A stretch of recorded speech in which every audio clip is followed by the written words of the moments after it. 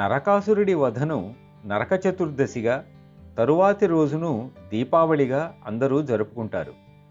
బాబూజీ దాని వాస్తవమైన అర్థం గురించి చెబుతూ, చూడు, మనలోని ప్రతి ఒక్కరూ తమ అంతరంగంలో ఒక నరకాసురుడిని కలిగి ఉంటారు. అతడు మనలను కష్టాలకు గురి చేస్తున్నాడు. ఎన్నో కష్టాలు, బాధలు పెడుతున్నాడు. అవి మన అలవాట్లే. వాటిని సంస్కారాల రూపంలో మనమే తీసుకుని వస్తున్నాము.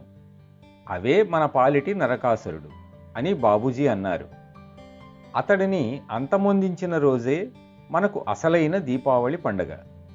మనలోని నరకాసురుడిని అంతమొందించిన తరువాత అక్కడ ఒక ఆధ్యాత్మిక దీపాన్ని వెలిగించాలి. ఆ దీపం తన వెలుగును మన హృదయపు 4 మూలలకు ప్రసరింపచేస్తుంది. అప్పుడే మనం దీపావళి పండుగ చేసుకున్నట్లు అవుతుంది.